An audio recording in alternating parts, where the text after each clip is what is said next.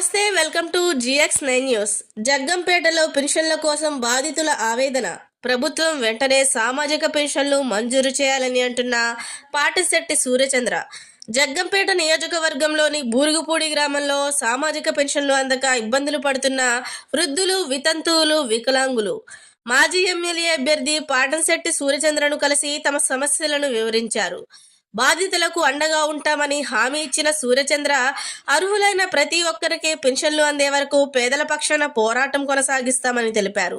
ఎన్నికల సమయంలో ఇచ్చిన హామీలను కూటమి ప్రభుత్వం నెరవేర్చడంలో విఫలమైందని ఆరోపించిన ఆయన 2 ఏళ్లు గడిచినా అర్హులకు పెన్షన్లు అందకపోవడం బాధాకరమని అన్నారు. ప్రజల సమస్యల పరిష్కారంపై దృష్టి సారించి పెండింగ్ లో ఉన్న సామాజిక పెన్షన్లను వెంటనే మంజూరు చేయాలని ప్రభుత్వాన్ని డిమాండ్ చేశారు. తర్వాత 75 అయింది, తర్వాత 200 రూపాయలు అయింది, తర్వాత 500 అయింది, తర్వాత అలా పెరుగుతూ 4000 వరకు వచ్చింది. చక్రమ్మ గారికి 4000 పెన్షన్ వస్తుంది, రాఘవ్ గారికి పెన్షన్ రావట్లేదు. గత 3 సంవత్సరాల నుంచి పెన్షన్ రావట్లేదు. రాఘవ్ గారు ఏంటి పెన్షన్ రావట్లేదు అని చెప్పేసి అంటే, వీళ్ళిద్దరూ ఒకే రేషన్ కార్డులో ఉన్నారు. ఒకే రేషన్ కార్డులో ఉండడం వల్ల మీరు పెన్షన్ తీసేసామని చెప్పేసి రాఘవ్ గారు పెన్షన్ తీశారు. ఎన్నికల్లో సైకిల్ గుర్తుకు ఓటేయండి, తప్పనిసరిగా మీకు పెన్షన్ వచ్చేలాగా మేం చేస్తాం అని వీరు ఆధార్ కార్డులు ఇవన్నీ కూడా ఈ నాయకులు, ఈ టీడీపీ కార్యకర్తలు తీసుకొచ్చిన సెల్ నెంబర్లో వీరి ఆధార్ కార్డులు ఎక్కించి మీకు వెంటనే మీకు ఆల్రెడీ శాంక్షన్ అయిపోయింది. పెన్షన్ మీకు చంద్రబాబు నాయుడు గారు తెలుగుదేశం పార్టీ గెలిచిన వెంటనే పెన్షన్ వచ్చేది అని 2 సంవత్సరాల క్రితం జరిగిన ఎన్నికల్లో వీరికి వాగ్దానం చేయడం జరిగింది. అటువంటిది వీళ్ళిద్దరు ఓటు మీకు కావాలి.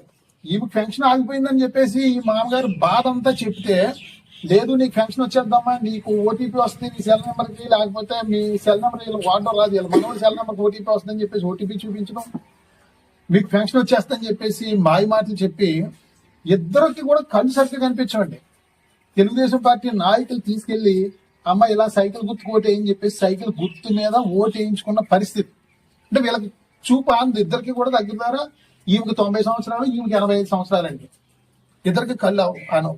అటువంటిది 2 సంవత్సరాల నుంచి పంచాయతీ ఆఫీసుల చుట్టూ, ఎంపీడీ ఆఫీసుల చుట్టూ, తెలుగుదేశం పార్టీ నాయకుల చుట్టూ కాళ్ళు అరిగేలాగా తిరుగుతూ ఉన్నారు. మీకు గుర్తు చేస్తా ఉన్నారు మీ యొక్క హామీలు, మీరు చేసిన మోసాలు. ఒక పెన్షన్ ఇస్తున్నారు, ఒక పెన్షన్కి ఇద్దరు ఎలా సరిపోతే 4000కి ఇద్దరికి మందులు, బీపీ షుగర్లు, మందులు, కాలు నొప్పులు, అదే రకంగా ఓ పూట తిని ఓ పూట తిన్న పరిస్థితి.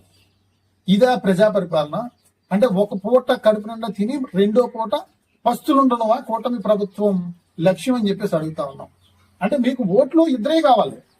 అంటే పెన్షన్ ఒకటే ఇస్తున్నారు కదా, ఒక ఓటు సరిపోదు, 2 ఓట్లు కావాలి. ఇద్దరిని తీసుకెళ్లి జాగ్రత్తగా ఓటు వేయించుకున్నారు. ఇప్పుడు మళ్ళీ 2 సంవత్సరాలు అయినా సరే మీకు గుర్తు రాలేదు ఆ రోజు మీరు చేసిన వాగ్దానాలు, మాటలు. మడగల నూకరత్నం అండి ఈ అమ్మ, మడగల నూకరత్నం. ఈమె భర్త మడగల సత్యనారాయణ. అప్పుడు వైఎస్ఆర్ కాంగ్రెస్ పార్టీ ప్రభుత్వంలో ఈమె భర్తకి పెన్షన్ ఇచ్చేవారు. పెన్షన్ చాలా కాలం తీసుకున్నాడు. తీసుకున్న తర్వాత గత 3 సంవత్సరాల క్రితం భర్త చనిపోయారు. భర్త చనిపోతే స్పౌజ్ పెన్షన్ అంటాం కదా, అంటే భర్త చనిపోతే వెంటనే భార్యకి పెన్షన్ ఇచ్చేస్తారు, 1 నెలలో పెన్షన్ ఇస్తారు. అటువంటిది గతంలో పెన్షన్ రాకపోతే ఎన్నికల్లో అమ్మా నూకరత్నం గారు మీరు సైకిల్ గుర్తు ఓటేయండి, తప్పకుండా మీకు పెన్షన్ వచ్చే నెలలో వచ్చేస్తుంది అని ఈ నూకరత్నం గారు నమ్మించి సైకిల్ గుర్తు ఓటేయించుకుని గద్దెనెక్కడం జరిగింది. దగ్గర 2 సంవత్సరాలు అవుతుందండి. ఇచ్చే పథకం కూడా పూర్తి స్థాయిలో ఇవ్వని దౌర్భాగ్య పరిస్థితి. మరి ఈ భర్త పెన్షన్ తీసుకునేవాడు, ఈమెకి స్పౌస్ పెన్షన్ రావాలి కదా, ఇప్పుడు లేదండి. 2 సంవత్సరాలు పైన అవుతా ఉంది. అంటే ఈ 2 సంవత్సరాల నుంచి 96,000 రూపాయలు ఈమెకి కూటమి ప్రభుత్వం బకాయి ఉంది. ఈ గ్రంథి రాఘవ్ గారికి 2 సంవత్సరాల నుంచి కూటమి ప్రభుత్వం 96,000 రూపాయలు బకాయి ఉంది కూటమి ప్రభుత్వం. అంటే ఈ బకాయిలన్నీ మీకు గుర్తు చేస్తా ఉన్నాం. అంటే ఆ రోజు ఓట్లు మీకు కావాల్సినప్పుడు అమ్మ నవరత్న గారు సైకిల్ కొట్టేయండి, నీకు ఇదిగో నీ సెల్కి ఓటీపీ వచ్చింది చూడు, గెలిచిన వెంటనే మీకు పెన్షన్, తర్వాత నెలే పెన్షన్ అని ఎన్నో మాయ మాటలు చేసి ప్రజల్ని మోసం చేసి ప్రజల అమాయకత్వాన్ని మీరు ఓటు రూపంలో పొంది గెలుపొంది ఈ రోజు విజయోత్సవ మహాసభలో మీరు జరుపుకుంటా ఉన్నారు. ఇటువంటి వాళ్ళు ఇక్కడే కాదు, ప్రతి గ్రామంలో ఉన్నారు. వాళ్ళ కన్నీటి బాధ మీకు కనిపించట్లేదు. అదే రకంగా ఈయన ఇంజరపు రాంబాబు గారండి. ఈయనది గోకవరం మండలం గుమ్మలదొడ్డండి. ఈయనకి 2 కళ్ళు కూడా కనిపించండి.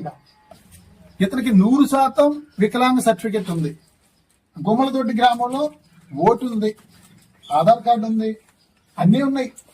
పెన్షన్ కోసం అక్కడ గుమ్మలదొడ్డి గోకారం మండలం గుమ్మలదొడ్డి గ్రామంలో పంచాయతీ ఆఫీస్ చుట్టూ అక్కడ ఉన్న నాయకుల చుట్టూ కాళ్ళు ఎరికేలా తిరగడమే పాపం కనిపించదు. ఎవరినో ఒకరిని ఆఫీస్కి తీసుకెళ్లి పంచాయతీ ఆఫీస్కి అంటే తీసుకెళ్దాం.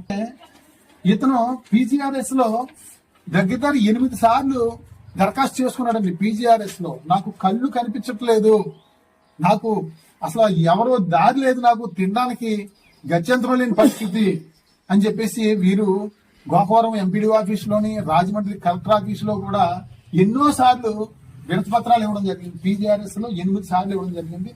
స్వయంగా నేను కూడా జిల్లా కలెక్టర్ గారి దగ్గర తీసుకెళ్లడం జరిగింది. ఈ సందర్భంగా గౌరవ ముఖ్యమంత్రి శ్రీ నారా చంద్రబాబు నాయుడు గారికి జగ్గంపేట నియోజకవర్గం నుంచి ఒక ఇండిపెండెంట్ ఎమ్మెల్యే అభ్యర్థిగా మిమ్మల్ని ఆలోచించమని చెప్పేసి కోరుతా ఉన్నాను. ఇటువంటి 100% అర్హత ఉండి పింఛన్ కోసం అసలు జీవించడానికి మార్గం లేని దీనావస్థితిలో ఉన్నటువంటి వాళ్ళు వీళ్ళు మీకు కనిపించట్లేదు. పల్లి పండుగ అంటున్నారు. ఇతను ఏ పండుగ చేసుకోవాలండి? పల్లి పండుగ. కూటమి నాయకుల్ని, ఇక్కడ ఉన్న ఎమ్మెల్యే ఎంపీని, సంబంధిత మంత్రులు, ముఖ్యమంత్రి గారికి నేను అడుగుతా ఉన్నాను, ఇదేనా మీరు చేసే పరిపాలన? అంటే ఇతనికి కళ్ళు కనిపించు, మీకు కళ్ళు కనిపించట్లేదా? పీజీఆర్ఎస్ లో 8 సార్లు ఫిర్యాదు చేయడం జరిగింది.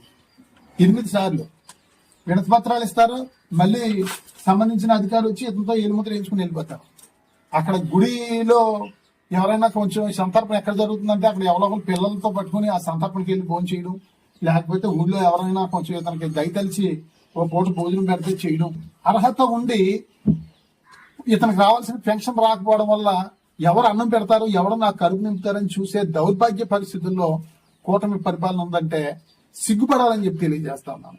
ఇప్పటి వరకు అధికారులకు ఇటువంటి వాళ్ళందరినీ తీసుకెళ్లి వినతి పత్రాలు ఇచ్చి, అయ్యా బాబు వీళ్ళకి పెన్షన్ ఇవ్వండి, అర్హత ఉంది, మీరు ఇవ్వండి అని బ్రతిమాలు. మీకు 2 సంవత్సరాలు అయినా సరే కూటమి నాయకులకు కానీ ఏ రకమైన స్పందన లేదు. ప్రభుత్వం దున్నపోతు మీద నీళ్లు చల్లితే ఏ రకంగా స్పందన ఉండదో ఆ రకంగా ఉంది. కాబట్టి ఇప్పుడు ఇక నుంచి మేము చేసే కార్యక్రమం పోరాటమే ఉంటుంది. ఎవరైతే కష్టాల్లో సమస్యల్లో ఉన్నారో, ఎవరైతే బాధల్లో ఉన్నారో, ఎవరైతే వాళ్ళు కన్నీటి ఆవేదనతో ఉన్నారో వాళ్ళ గలం వినిపిస్తాం, పోరాటం చేస్తాం. బ్రతిమాలే పని ఉండదు.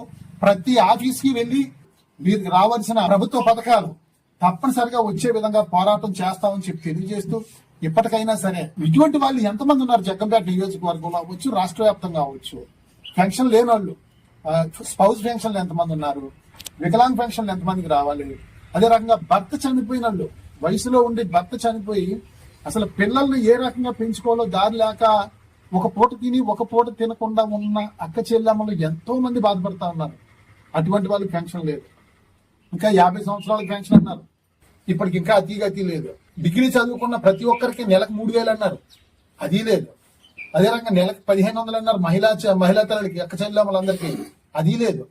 ఏ పథకం మీరు పూర్తి స్థాయిలో నిర్వహించారని చెప్పేసి మీరు పండగలు చేసుకుంటా ఉన్నారని చెప్పేసి కూటమి నాయకులను ప్రశ్నిస్తా ఉన్నాం.